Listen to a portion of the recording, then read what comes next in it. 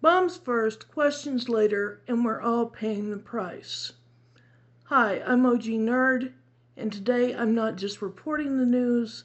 I need to talk to you about what this war actually means for you and for your family and for the world.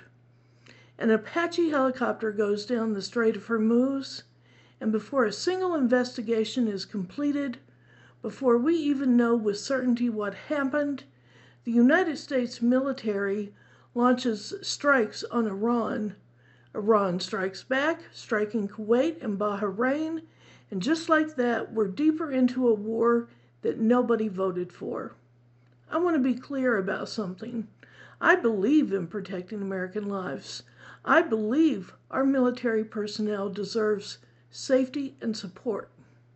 But I also believe that sending bombs before we have answers is not protection, it's provocation. Here's what we know. A U.S. official said the helicopter collided with an Iranian drone, and it was not clear whether the collision was intentional. Not clear. And yet missiles were already in the air. This pattern should terrify us, because once escalation starts, it does not stop on its own. Now let's talk about what this war is costing you personally, because it is easy to feel disconnected from a conflict happening thousands of miles away.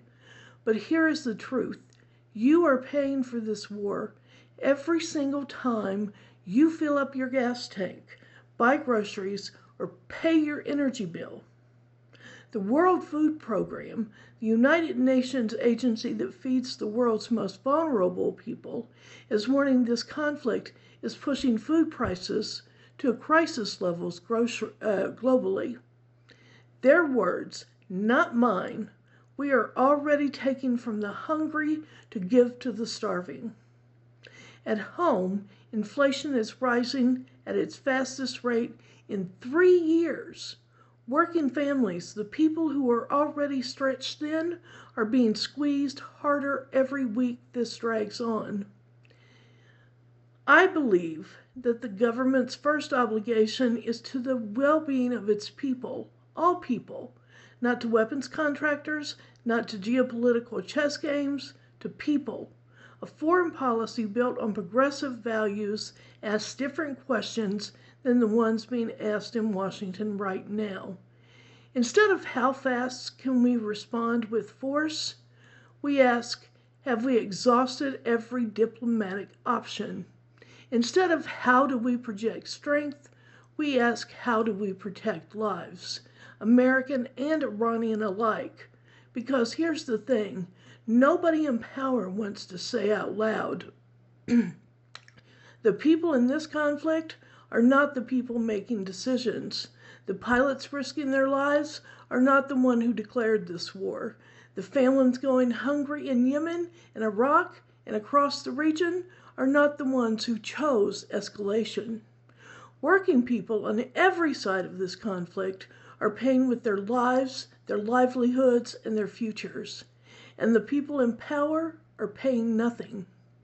I believe in a world where diplomacy is not a sign of weakness, it's a sign of wisdom, where we invest in solving conflicts before they become wars, not after, where the cost of military action is weighed honestly against the human price, not just the political calculus.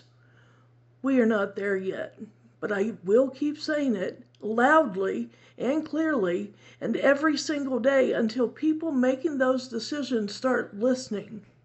I'm OG Nerd, and that's my take. Stay informed, stay nerdy, and join the conversation at OG Nerd After Dark on TikTok at 12:30 a.m. Eastern Standard Time. I'll see you there.